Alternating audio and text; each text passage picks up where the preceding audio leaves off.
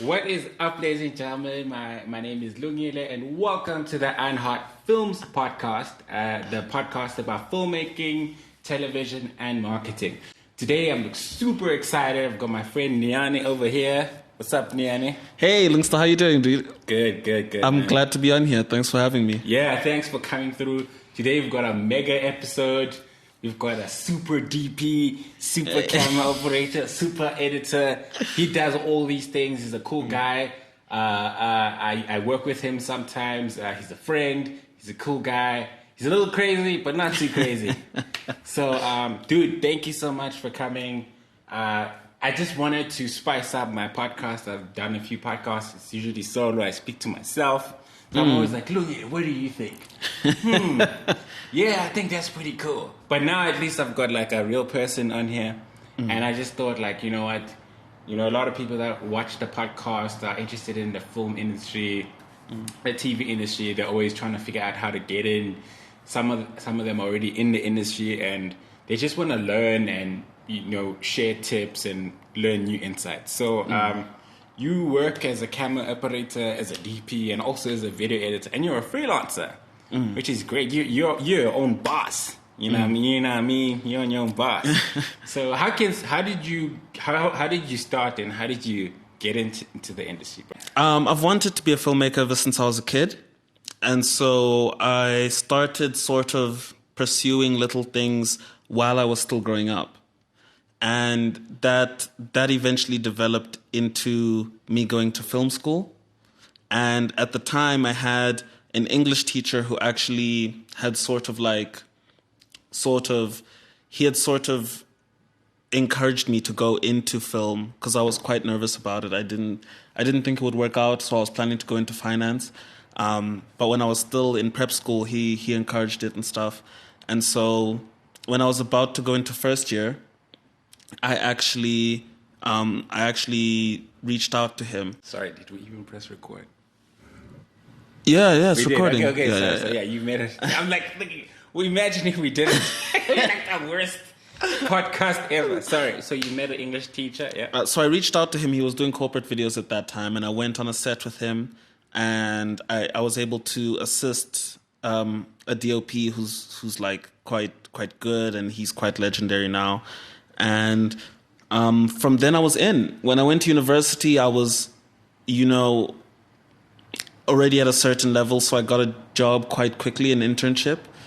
And I was literally working at a couple of places doing video editing, and I was camera assisting from first year. Before that, I used to make little short films at home with my brother. And before that, I used to make animated short films, and so that's how far back it goes for me. Like I've been writing ever since I was a kid, and then I wanted to make things. Then as soon as I figured out where I can download animation software, I just downloaded it and I just started working with it. Made little cartoons at home. Then that developed into short films at home, and so I've sort of just always been into it. And then being able to do it professionally started in first year already. Yeah, I hope that answers the question. No, it's cool. Yeah. You sound like you have a lot of passion for film, creating stuff on your own. You weren't just admiring movies and watching movies and being fascinated. You actually went out and did some stuff. So that's really cool. That obviously shows initiative and stuff. And so far, how are you finding freelancing? Because I'm sure there's a lot of people out there that want to get into the industry. I know I meet a lot of people that watch this channel want to be in the industry. I mean, sometimes they're much older, sometimes they're much younger. There are people that studied something else and they're just always been fascinated but never had the courage to follow their dreams. Some are young, they didn't have money to go to study. They're just Googling as much as they can. What would you say they should do if they want to get a job behind the scenes, whether they want to be a camera people or just getting into the industry? What's the first thing you think someone should do? What do you think worked for you and what didn't work for you? What would you say? I think that what worked for me, I guess each person's situation is different, but to answer the other part of your question in terms of what I'd recommend for someone if they want to get into the industry, I think that the first thing is, make sure your finances are in line if you're going to be leaving your job to go do something else, especially if you have responsibilities. The second thing is that if you want to get into it, I think the best thing to do is to find someone who's working in the industry. You can probably find someone on social media or, Twitter, Instagram, and you can literally message them and then try and go with them and see what it works and what the different roles are so that you can start learning a specific one. So if you just go to a couple of TV sets and just look at what the different people do, then you can see, okay, I like this job that person does. Let me try and learn that.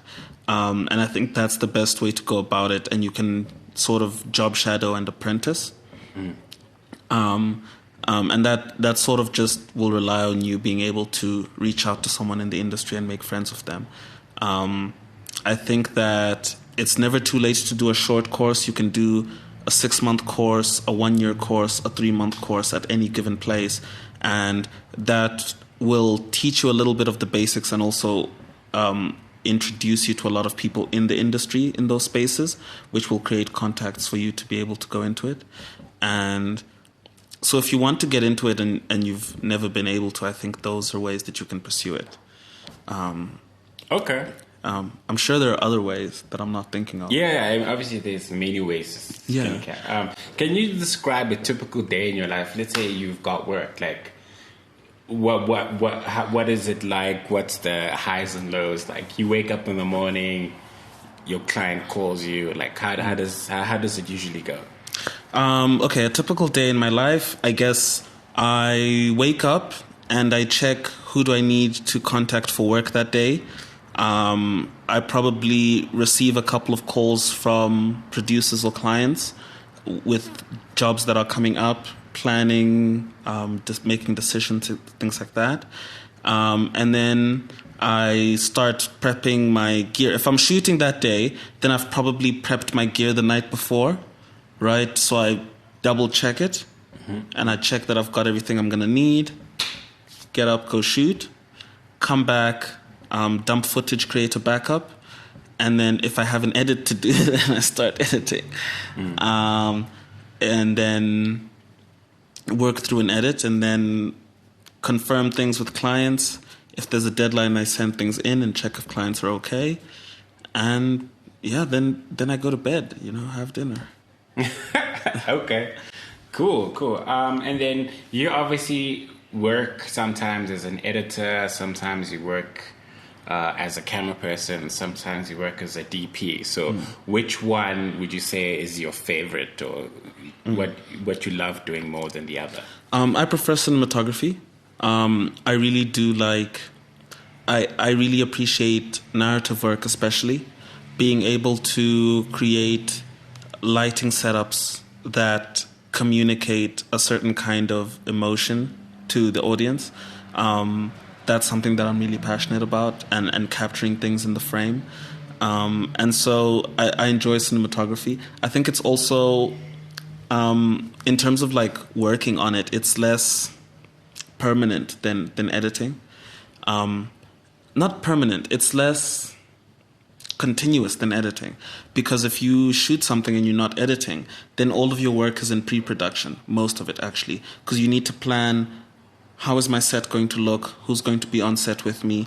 What kind of lights am I going to use? What kind of emotion am I going to create with them? What camera? How many cards? What kind of batteries? You make all of those decisions beforehand, right? Then once you go and shoot, it's like high pressure for a short amount of time. Like every second counts. You have to get every decision right. You have to overcome the challenges, and it's like exciting and high pressure. And then it's done. You go home and that's like, you give the cards to the DIT, and then you go home and the shoot is over. Whereas with editing, sometimes you can be on a project for quite a while and maybe feel a bit, overwhelmed by it, or maybe it can feel a bit tedious if you've been on the same project and you keep having to make slight changes, which can happen. It's part of the process, but What's nice about editing, though, is the detail work, you know, because you get to like refine things and make it perfect, and that feels nice. But it does take patience too. So yeah. Okay, cool. And then, you know, if I'm like, I want to get into filmmaking and I'm like super excited, maybe I've got a rich uncle, you know, or I just landed a sugar mama and I want to buy a camera. Like, what camera should I buy? I think that when you're buying a camera, you're buying a centerpiece of a system. So it really depends what you're going to do. If you're going to do, for example, TV, then you need something like an FS7. I would say, I think that's what I'd recommend, or something like a C300, right? Those are really good systems to work on TV with, because on a C300, for example, you can put an EF photographic lens, but you can also put a PL lens, and it's going to feel just as comfortable with both of those. And it's got all of the options to do TV, but you can set it up relatively lightweight. And that's what's nice about media as well. And I think with people coming up in media now is that, like, there's so many different avenues to it and so many different kinds of work that are quite specialized now. You know, nothing is general anymore. So like social media is very different from TV, is very different from commercials, and even TV, you've then got like different little sections of it, you know? And so that's what you've got to think about when you buy a camera is, this camera is the centerpiece of my system. So what is my system going to be doing? You know, like, am I buying a bucky to go off-road? Am I buying a race car for the racetrack? Am I buying like a compact car to drive in the city? And I think that a great starting camera for someone who wants to do independent short films would be a mirrorless. And I think that in terms of the mirrorless, I think you've got the Sony APC mirrorless cameras and the Canon R system cameras are sort of in the same price range, and they're all quite good. So if you get any of the cameras in that group, you should be able to do some like home independent filmmaking if that's what you're trying to do. But then you need to keep in mind that those will get you into lensing, which is why they're better than a camcorder, because you'll be able to experiment with that. But they will require you to get additional sound equipment. And again, it's how good you design the system around it. So don't buy a camera with all of your money, right? Your sugar mama gives you the money, right? You take maybe 40% of it for the camera, and then maybe another 30 to 40% for the camera, then maybe another 30 to 45% for lenses. And then after that, you need support. So you need lighting, you need tripods, you need sound, because that's going to make the biggest difference. If you give me the worst camera with the best lighting, best sound kit, like, I'm going to do great work. If you give me the best camera with no lights, no sound equipment, that project is not going to be as good. You know, you don't have a tripod, so all your shots, you know? So yeah, I think that's the answer there. Yeah? Okay. Ish, but man, cameras are so expensive, dude. What if you're broke? Like, you're talking about a C300. That camera's around like 100K. You're talking about APS-C. No, the cameras. Sony R9. Some of them are like 50K. Like, can you imagine as a beginner? Like, now you're saying, bruh, I must get 100K or I must get 50K. Like, I think the Sony A6400 and A6600, I think those cameras are about 13K, somewhere around that range. And I think that if you go to any cash converters, you can get used DSLR cameras for quite cheap. If you go to somewhere like Game, you can still get new DSLR cameras for also quite cheap. I would recommend getting a mirrorless, but if you do get a DSLR, you can get those for like 6,000, 5,000. You can get even a good DSLR like a Canon 800D. You can probably get used for literally like 6,000 or 5,000, and so that's also an option, you know. Okay, but yeah. Tell your sugar mama not to be cheap.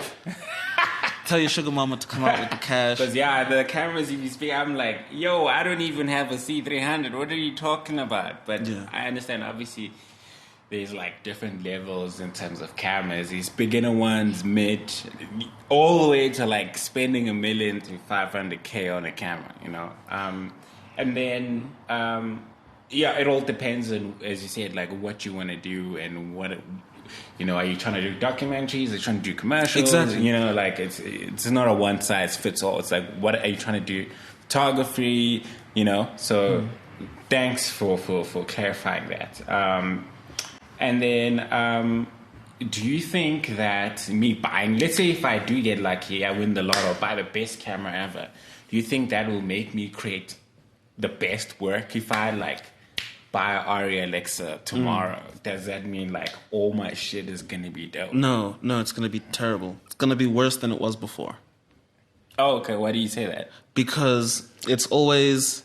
my uncle, actually, my uncle-in-law, he's a photographer, and he told me one time, brilliant piece of advice. He always said that the best camera is the one that you know and feel comfortable with. I would actually sometimes even want to take my lower level camera that I'm more comfortable with. Sometimes I'd rather take to a bigger project if I'm nervous about it than getting a bigger camera, because you're familiar with it. You know what you're going to get. So if the key to it is practice and process. I think that one of the questions that I saw there, I might be skipping around, is what is the misunderstandings about the industry? And I think that that's one of them, is that it's about people, like you can think that it's about creativity, you can think that it's about gear, and it's actually not. It's really about like I said, it's about process, and so you have to literally be disciplined and know what you're doing and know what you're going to get, right? And so when you get a new camera, there's an infinite number of things that you don't know about it yet. You literally need to get to know this camera and how to create a system around it, again, like I said, and how that's going to operate. And so with shooting especially, it's really very process oriented, because, for example, if you put the card in the wrong way, you mess up the card reader, right? Or if you change a setting, but then the setting automatically changes back when you turn the camera off and on again, right? You might not know that this new camera has that feature because you've never worked with it before. So you're always going to do your best with a camera that you've practiced with before. And you'll notice that on bigger productions, that's what they do. If you go look at the process, the pre-production process for Hollywood films, for example, right? They literally screen test every single piece of equipment, right? So they test it like what they use in sports is they say practice the way you play. And that's literally what they do. Set up the camera as they're going to use it and test it as they're going to use it so that they can see what are the things that you could run into, right? Because you're not going to run into it the first time. You literally have to like run the camera several times, and then maybe on the 6th or the 8th time, you'll run into a problem. It'll say the camera might overheat or the card speed might be too slow, right? And then you find that out beforehand before you get to the shoot. I've actually had that happen. And that was lack of testing. Literally bought new memory cards, put it in the camera. I tested it. It was fine. But I tested it with the camera on a tripod on a static shot. So the amount of data is actually lower, right? Because on DSLRs, they record 420, so they compress in camera. So the data rate is actually higher if you're shooting something more dynamic. When I went and I used it, right, moving shots with actual subjects and things actually happening, it was popping up the message to say that the data rate is too fast for the card. This is back when I was still like young, you know. And so you learn that. So yeah, so if you give someone a better camera, I'd actually expect them to do worse work. Yeah, because obviously they don't know. They've never used it before. Yeah. Okay, no, that makes sense. And then, you know, you've worked on a whole bunch of different types of productions. You've worked on commercials, you've worked on documentaries, you've worked on promos. How are they different, and what do you prefer? What do you think is better? Working on scripted stuff like short films and movies or commercials or promos and documentaries? What do you prefer, and what do you think is the difference? I think that in terms of professional work, in terms of actually working on it, commercials are the best. I think that the sets are the tightest, they're the most disciplined, it runs like a well-oiled machine. It's quite nice to be a part of. In terms of like fulfillment for my, emotions, I prefer working on film because I feel like I'm doing something meaningful. But yes, having worked on, I really do feel like I've been lucky to be able to work at a professional level on several different types of sets. And you asked how are they different. I think that it's so the process of how it's getting made is so different that it's difficult to even put them together. Because a documentary, sometimes it's you and the director and a sound guy, and you're with the subject, and the focus is so different. A commercial, it's like there's 4 people in the electrical department, there's a lighting department, there's a camera department, all working together with you on camera, right? Obviously, I'll be in camera, I won't be in makeup and stuff, so I won't have that experience. And then with TV, it's like a little bit of a brotherhood because you're running with the same people every time. You've been shooting together for a month. You're always running together. There's quite a few differences. But I really do think that if you can work on commercials, you get to experience, I want to say, like that feeling of an army. Mm-hmm. You pull up to the location, it's already prepped, the production department has set things up, the electrical guys go, the gaffers, the grips guys, they're setting things up, the lighting departments are getting ready to do their part. Like, as the grips guy puts the C-stand down, a guy comes from the lighting department, puts the light on it. You know what I mean? It's kind of beautiful. It's like watching everyone just move in tandem. Mm-hmm. Yeah, I like it. Okay, you heard it, guys. Commercials. You want to do great work and enjoy what you work on, commercials. I mean, it doesn't mean they're better. It's just that they just run more smoothly. It's better to. That's what I'm saying, is that it's better to work on because you feel that feeling of being like in a big team that's working smoothly, and like the roles are really like well executed. It's okay. Nice, it's definitely way better than working on an indie production with like a director who doesn't know what they want. Or, like an actor who's like a drama queen. You've obviously done your fair share of like indie projects. Yeah. What do you think, some people can carry towards their indie film projects if they're creating content for online?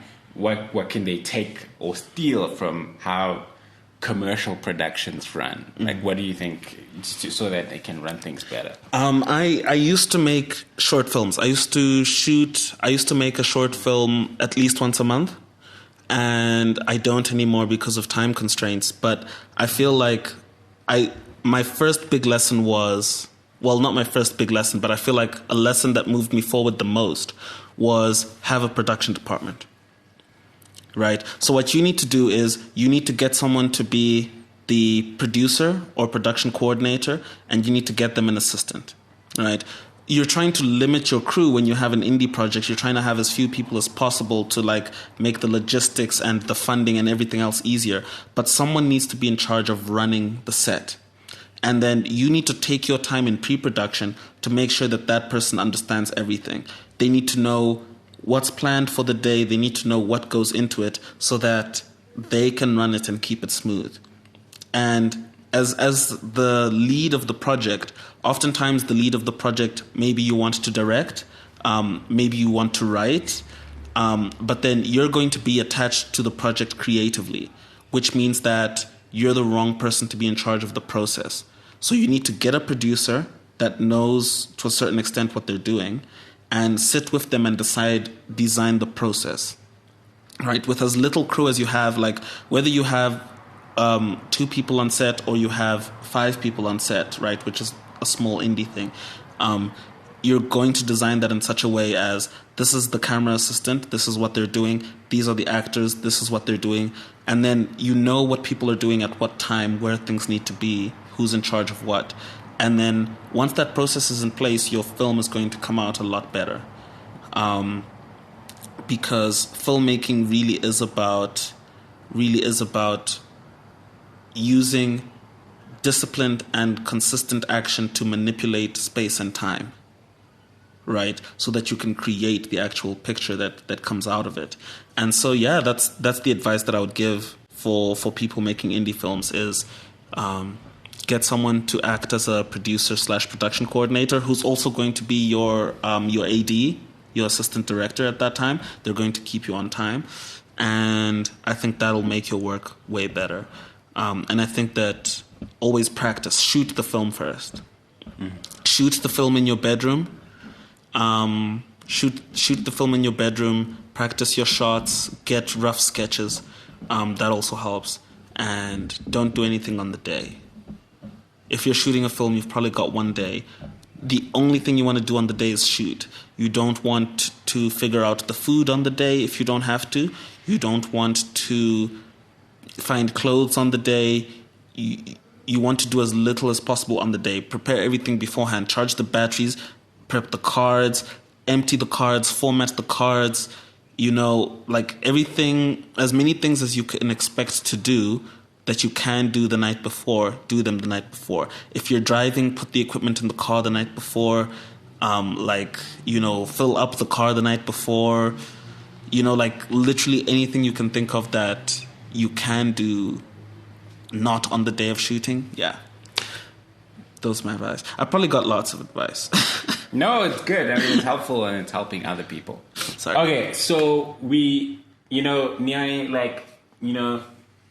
just came from the holidays, and a lot of people, when you tell them that it's family or cousins, you work in the industry, they're like, oh my God, that's amazing. You just like drink champagne and fucking travel all the time, and it's like amazing. It's amazing. You go to red carpet, you win Oscars, you at the SAFTAs. Like, what do you think are the biggest myths in the industry, and what do you think what's the actual reality that people sometimes misunderstand, people that are not in the industry? Yeah, I think that the first myth that a lot of people have is that it's easy. People tend to think that a 30-minute TV episode took 30 minutes to make, which is really not the case. And it's long days, and depending on what you're doing, it can be quite physical. And you have to be focused and you have to be on it. It's quite delicate work sometimes, but also quite rugged work sometimes. So you're actually like really working. It's like a hard day's work. The second thing is that, people really think that it's a very creative job. People tend to be like, it's like, oh, I couldn't do that, I'm not creative, or, oh, I couldn't do that, I'm not artistic. And it's like, it's such a job at the end of the day. Like, you need to know what you're doing. You need to apply things properly. There's systems to it. Like there's a system to how a gear check is done, and you have to do a gear check properly. There's a system to how lights are put up, and you have to do it properly. So there's creativity that goes into it in terms of like designing things, and especially into problem solving. But at the end of the day, and I think a lot of creatives get this wrong as well. They think they're going to come in with their creativity, but like you need to be systematic. You need to be disciplined to be able to actually flourish, because organized. Yes, like that's a good word. Yeah, organized. Yeah. Exactly. Yeah, because I used to be like, I'm a creative, and I thought, oh, I'm just creative, but I realized, man, when you can't find the files, when you don't know where your projects is, it's like it's the worst thing you could ever do. Exactly. For trying to be creative and then not being able to find project files or footage, it's like, it made me like learn like, my computer has to be like folder. This is like the commercial project. This is like, I need to know dates, freaking month. Like everything needs to be like super if anyone else comes on my computer, they need to be able to find stuff because you do so many projects over a long time. And then if a client comes back 6 months later, like, hey, we need that project, the footage, and then you can't find it. It's like the worst scenario you could ever be in, where you're like, I don't know where it is. Like, you look so stupid, and you could actually lose the client. So yeah, being organized is like one of the most important things that I think. Yeah. Anyway, I interrupted. Oh no! And then one of the other things is that people think that it's always fun. Not necessarily every part of it is fun.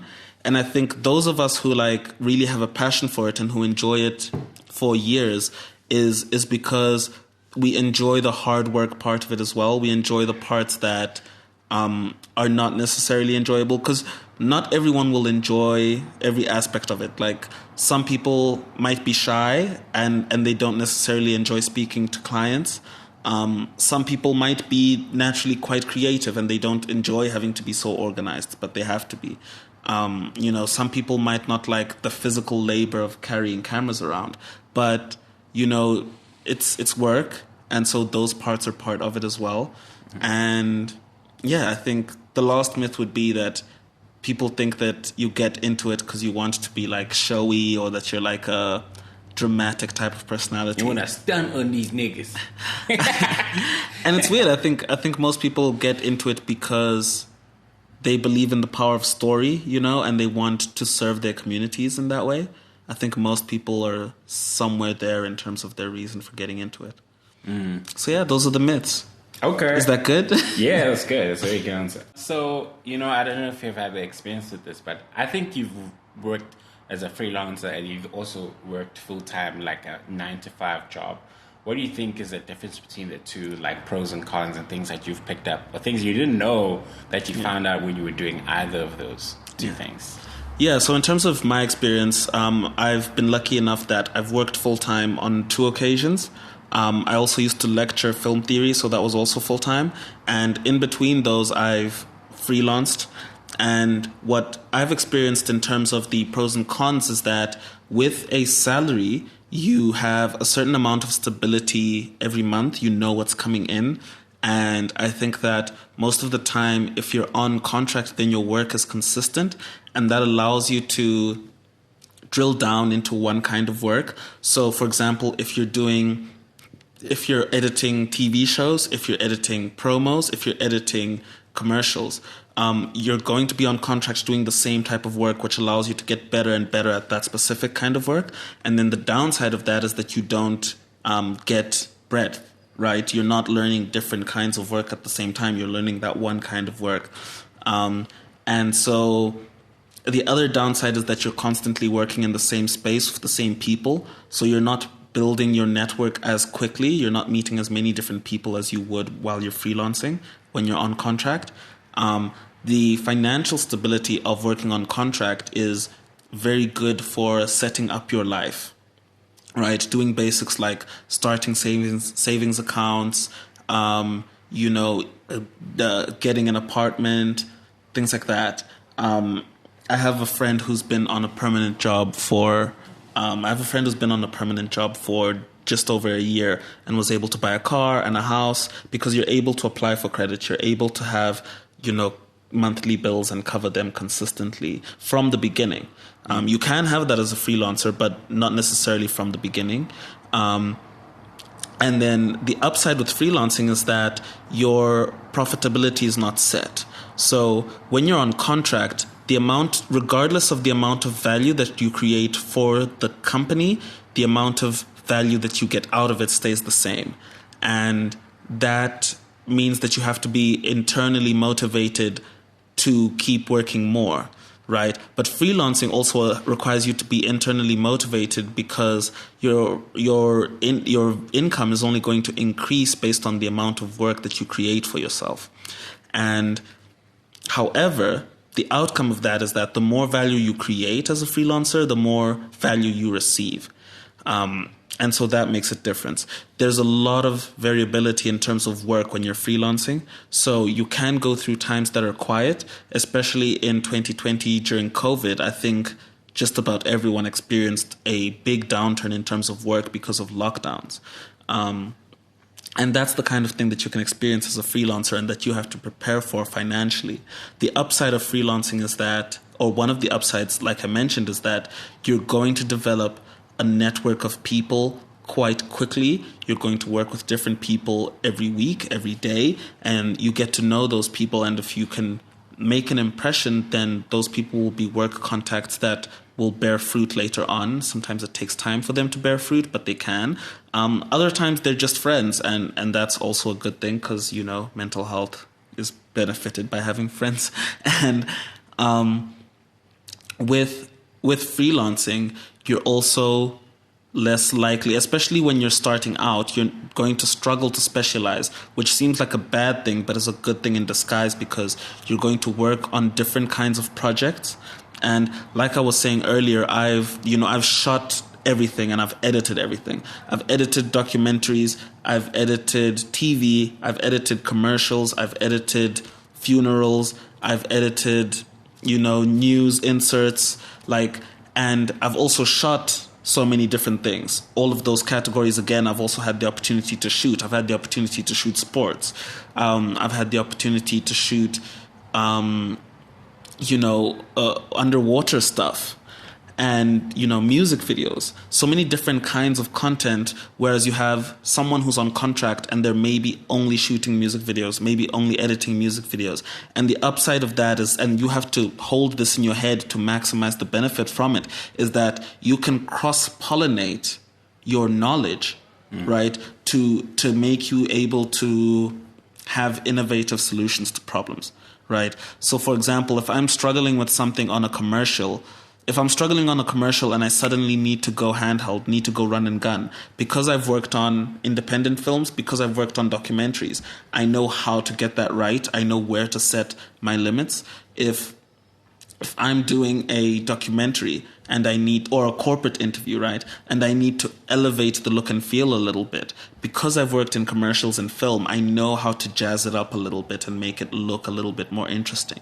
And so that's a really good thing about freelancing. Your schedule is going to be very unpredictable if you're freelancing. So you can get called for a job today and go tomorrow. Yesterday, I had to be in Pretoria at 5 a.m. I got phoned at about 7 p.m. and I was told, hey, we need you in Pretoria tomorrow at 5 a.m. I said, okay, what do you need? They said, we need shoot, we need edit. I said, okay, I can shoot, I can edit. Here's the invoice. They paid the invoice, and then I was like, oh my gosh, they actually paid. I have to go now. I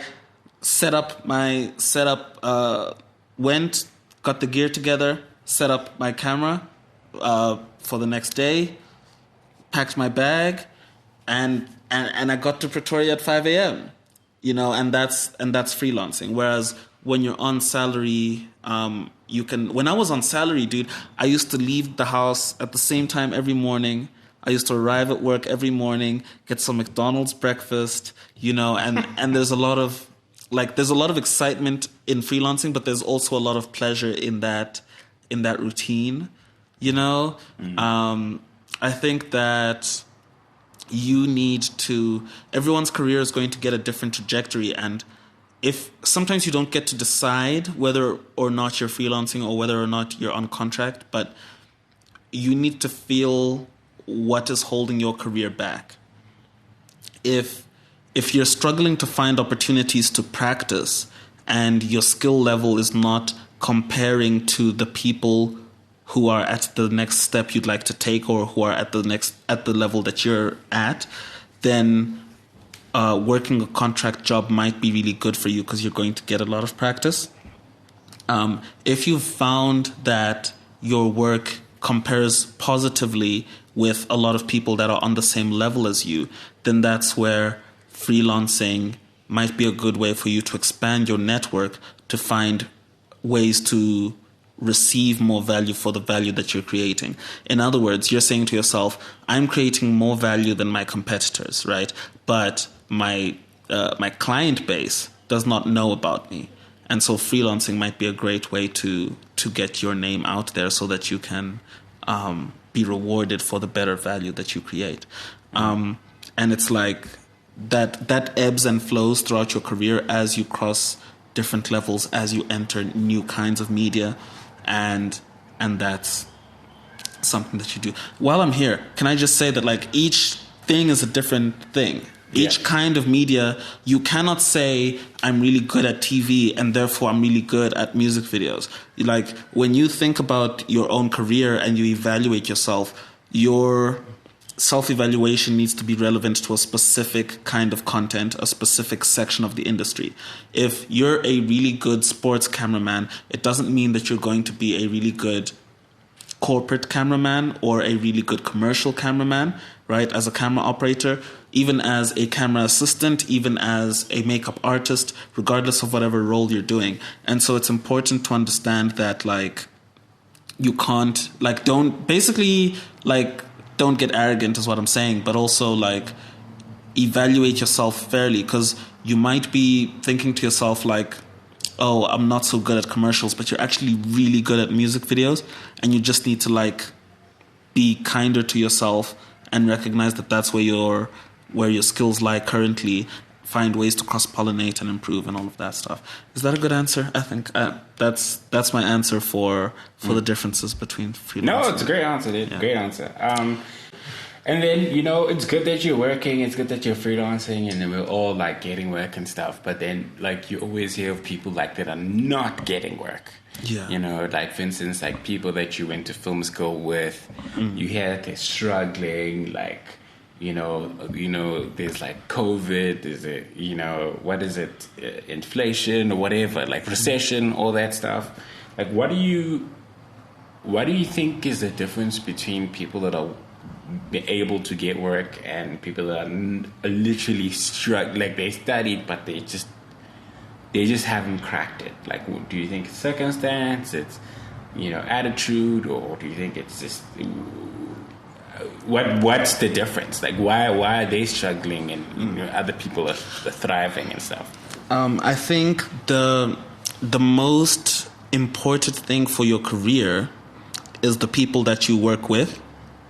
No matter what you're doing, you're not doing it by yourself. There's always people that you're working with, and that is your most important thing. And when it comes to the people that you're working with, there's two things that are going to affect those relationships. Two major things. There's probably other things, but the first is your interpersonal interaction. Like, are you able to speak to people? And the second is value, right? So if we are really great friends interpersonally, but you can't actually do your job, right? I cannot bring you to work with me, regardless of how much I like you, right? But if you're really good at your job, and I really like working with you, I'm always going to make sure that you're around. If I see an opportunity, I'm going to think of you, right? And I think that you always need to like, and this is like in terms of a professional setting, right? Like, you need to help as many people as you can, and you need to create value for as many people as you can, and you need to be a good person to everyone that you meet. Because you never know where it's like. Sometimes your big break comes from literally the grips on one job, right? And he puts you onto the biggest job you've ever had. And so I think that for me, I went to film school. I started film school in 2015, so that's quite a while back now.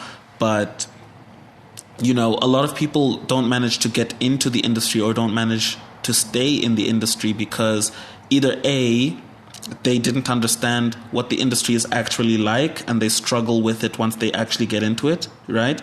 They think that it's going to be mostly about creativity, and they struggle with the actual hard work and discipline.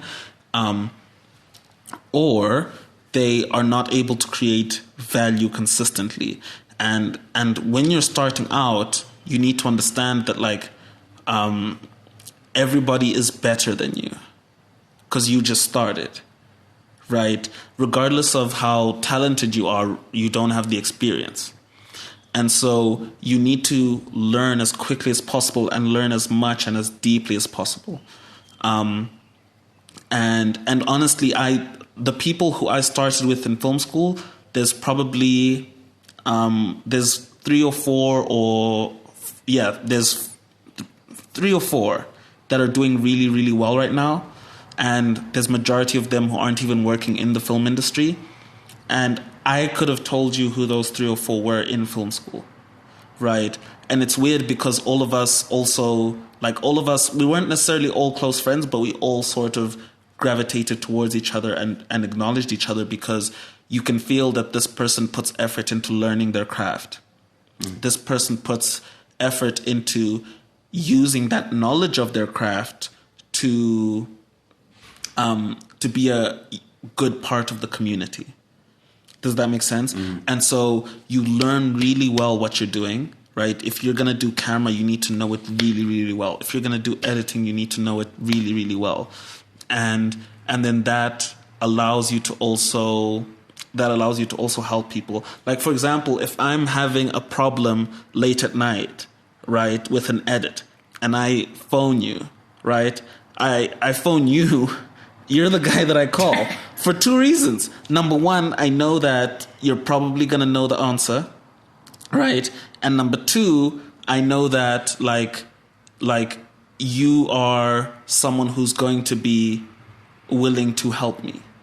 Does that make sense? And obviously also there's obviously within reason for that. I'm not going to be like, hey, can you edit this 12 episode series for me? You know what I mean? Like there's obviously but if I ask you hey, where's the button for this? Or, how do I change that? I know that if you know, you'll help me. And it's a vice versa thing, but you'll notice that all of the people who stay in the industry, they all are like that. I know some of the biggest DOPs in the country that are working internationally, right? And you can literally phone them and be like, I'm sorry, I'm having a problem with this camera, what kind of filter should I use on this lens, because the camera has interesting way that it processes the blues in the sensor. And he'll be like, no, da da da da da da. Then when you look back, it's like, oh, he was at the Cannes Film Festival that day and he answered my call, and that's the type of people who actually make it. And so that's the difference that I see in those people. Honestly, a lot of people don't have the right mentality in terms of their work ethic and their craft. And then a lot of people also don't put effort into using that craft to create value for other people and be good to people, to make friends. So yeah, that's what you've got to do to make it. All right, don't be an asshole. Don't be an asshole. There was a Joshua. You said I mustn't name people. There was one guy who came to our university when I was studying, and he told us he was the only person out of his class that made it, and that probably only 1 or 2 people from our class would made it. And he said that you need 3 things. I think this is in a masterclass somewhere or something. I'm not sure, but he said that you need to be a really good person, right? You need to be really good at what you do, and you need to be really dedicated, right? And if you've got two of those 3, then you can make it, right? So being a good person is just be respectful, be friendly, be patient, be empathetic to people. Being dedicated is just be on time, put your all into it, do it properly, right? And being talented is obviously just, again, learn your craft as deeply as possible and practice as much as you can. Right now, it's easy to get 2 of, like he said, you need 2 of 3. You can get those 3. I do not think that if you have the ambition to really make this your life, and you want your life to be a good life, regardless of that means making good films that people can enjoy, regardless if that means making money, regardless if that means pushing the boundaries of cinema, whatever. Your goal is, if you want to be good at your goal, you should be able to challenge yourself to be good at all 3 of those things. And yeah, that's what he taught us. And I think that in my experience, it's true. I think in my experience, everyone who is working does have at least 2 of those 3. And most people have honestly got all 3. Cool, man. No, thank you for that. So you guys heard from the man. Niani is telling you what you need to do to get into industry, stay in this industry, and thrive or thrive. Subscribe. Hey, that's New word I learned. Yeah. So anyway, dude, you've been dropping bombs here. Like, I'm like, shit, taking notes. Hopefully all of this stuff is like really helpful to a lot of people, you know. So moving on from like talking about the industry, right? I just have a few more questions and then we're good to go. I'm good to let you go. Okay, so I guess I feel like you've answered this, but I'll ask you again. Do you think it's important to specialize or to be a jack of all trades? Whether you should specialize or whether you should try and diversify, again, that really depends on which point you are in your career. And again, that is also something that ebbs and flows because you can't allow your career to become static. You always need to be evaluating where you are. But I think that specializing very early on is probably a bad thing because it makes it harder to pivot. And the earlier you are in your career, the more likely you may need to pivot. So, for example, now because of COVID, there's been a lot of conferences and virtual events, and those require you to do like more graphic and animation work, right? And so if you learned that early on, that's an easier pivot for you to make if you come from a type of editing that doesn't require a lot of graphics, like maybe, I don't know, like maybe you just did conferences and corporate stuff and now you have to pivot in that direction. And so that's good. On the other hand, specializing allows you to reach the top tier of something. There's a lot of really top tier people who do recommend specializing and becoming good at one specific thing so that people know what to look for you for. People know when to look for you. If you specialize, for example, I do sports videography. I do specifically sports documentaries about hockey, right? You might find someone who only does that. And because they do that, they've drilled down into it deep. They're having ideas at a level that someone who's coming into it won't have. You're going to maybe shoot hockey in an obvious way. He's already done it the obvious way and he's thought about the next way and the next way after that. But then again, so those are the benefits of being able to diversify and the benefits of specializing. They both have their benefits. And I spoke earlier about being able to cross-pollinate knowledge from different kinds of work. That's very important. It can sometimes help you grow to the next level because you have new ideas. It can help you grow your business and your career to the next level because you meet new people. And so I think that both are important to do at different times. And you've got to sort of like manage how you do that. But basically it's about understanding again, back to the same example that I gave before. If you're finding that you're really good at what you do, but you can't manage to get more work doing that, then it might be time to explore into a new corner of the industry that has more opportunities, right? So let's say I'm a good commercials cinematographer. I can learn some of the things that music videos cinematographers know and pursue that if I can see that there are opportunities in that side, right? And on the other hand, if I'm a music video cinematographer and I can see that there's the more work I do, the more work there is, and I can see that I'm at a good level to be able to provide value, right? So now everything is aligned, right? I've got clients, I've got talent, and I've got satisfaction and growth, right? Then I'm going to drill down. I'm going to focus in on music videos, and I'm going to specialize in that. And I think that, another reason why you shouldn't specialize early is because you don't know what you're good at yet. One of the best food photographers in the world used to be a concert photographer. So he used to do like portraits of musicians, concerts, and he was actually quite good at that. And then when he tried food, it took off and he's like way better now. He was obviously pretty good, but now he's one of the best in the world. And so Yeah, but if you do specialize and people come to you, that's when you get real money doing real work. Yeah. You know what I mean? Yeah. So if you,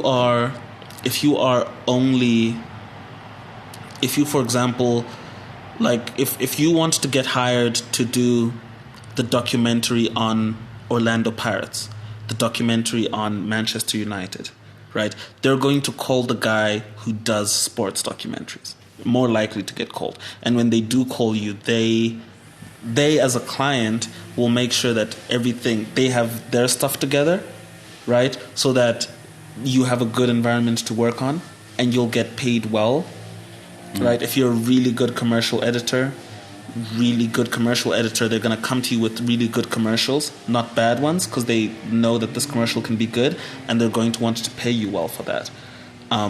So specializing allows you to climb, if that makes sense. Yeah. Whereas diversifying allows you to grow. Yeah. I hope that makes sense. No, it doesn't. Okay, we're in the last mile now. I have to let you go, get you back to work, get you back to grinding. I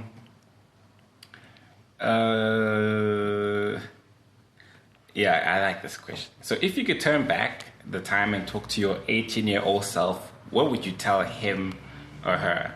If you still had the same dreams, same ambition and drive to get into the industry, what would you say to your younger self? Damn. Okay. Do you know what's crazy is that, like, I would ask my younger self to teach me. You know that's crazy. I feel like at that point in my life, I had so much commitment and so much bravery. I feel like I was fully living off of my dream. Like, there was nothing else that I had hope in except the dream of being able to be a filmmaker. And I feel like that commitment and that bravery is still something that I admire in my younger self. I think I would tell my younger self that there is no ceiling. Keep going. I would tell my younger self to keep finding people to challenge you, because I think that's sort of like my tendency is to like grow based on the environment that I'm in. So I would tell myself, listen, keep finding more challenging environments, keep finding more talented people, and challenge yourself to try and be better and better and better, because you can. And I think that I would just say that, like, yeah, it's okay to take your time, and yeah, that's what I'd say to my younger self. But I think, yeah. Okay, that's deep, but it makes sense, you know. And what would you say is the most important thing that you've learned in your life? What was your life like before, and what was your life like after learning it? You know, something that I guess more specifically about your growth and your career, like. I was hoping we wouldn't get to this one. It's too hard. It doesn't have to be. I feel like I learn things every single day, and every single time things just get recontextualized. You know, there's a song which basically goes like, it's crazy how you think you have it all figured out just to realize that you have nothing figured out. And I'm paraphrasing there, but that's what I feel like. I feel like I learn every single day, every single year I learn. And so I think something big that changed for me when I was quite young was that I started realizing that it doesn't have to be about me. You know, I don't have to be the star. I don't have to be the one to make it. I don't have to be the biggest.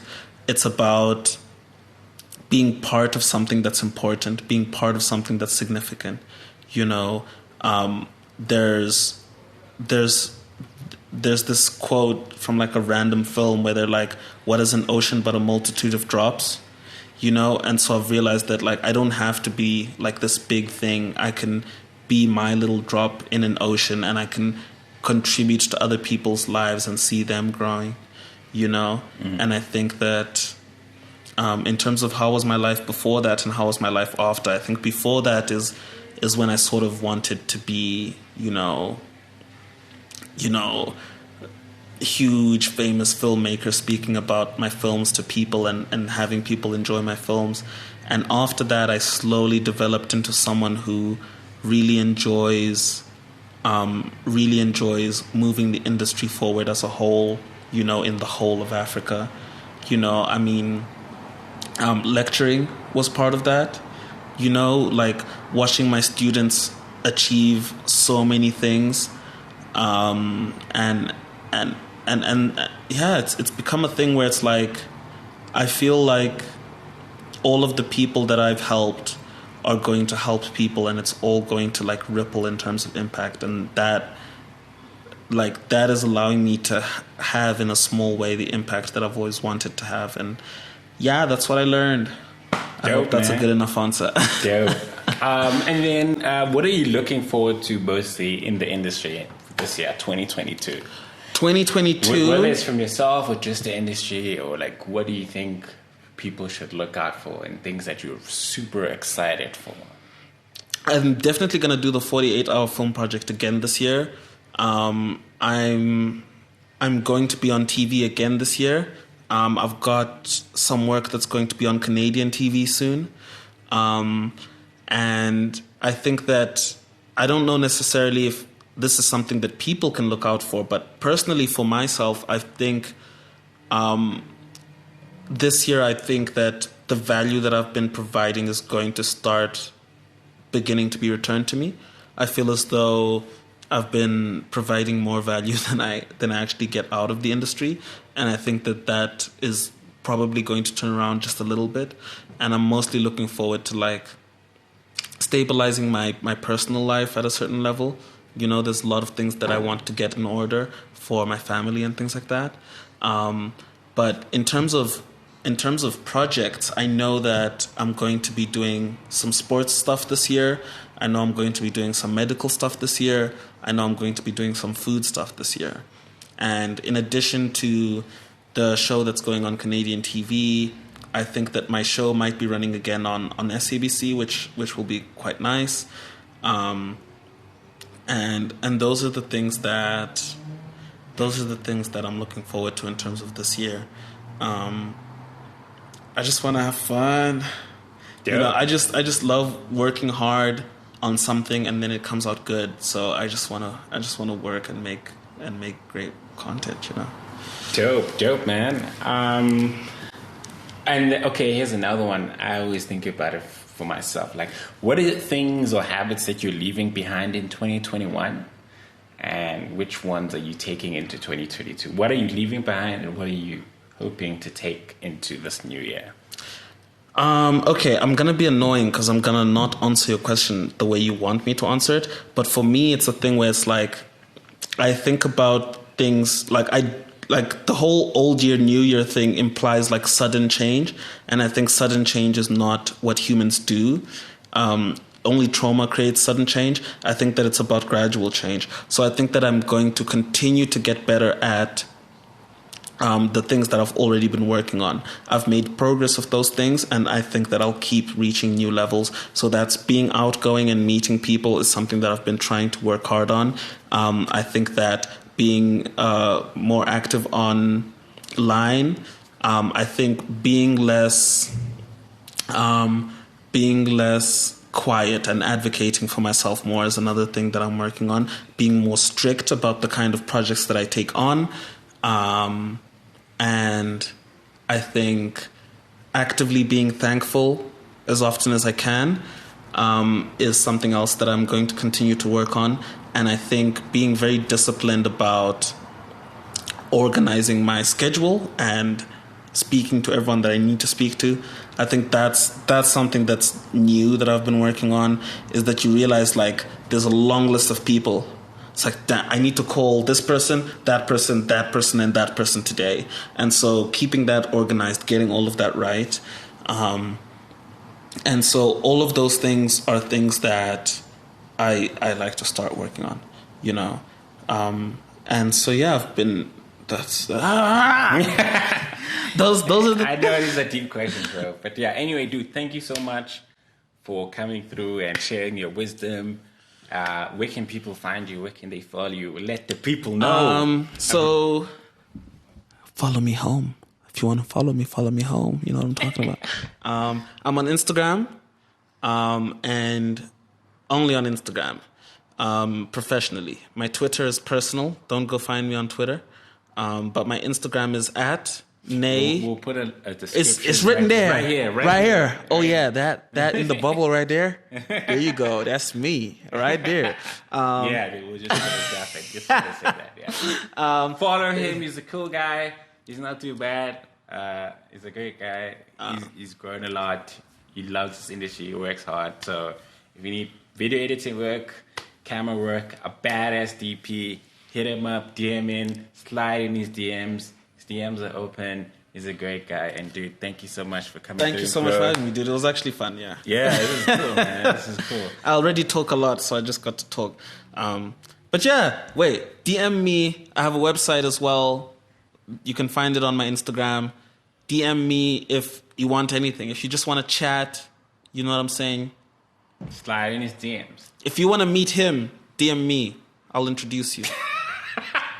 Okay, that's the first. Anyway, guys, that's it for the Unhard podcast. This was a mega episode. I'm super excited. Hopefully I'll get more people. We'll see how it goes. But in the meantime, we'll going back to regular programming with me, solo hosting it, and just giving you guys the juice and sharing my thoughts about the industry and tips and things like that. I enjoy that. I really want to hear what you guys think. If you're watching this on YouTube, hit the like button, hit the subscribe button, hit that bell button so you can be notified every time we drop a new video.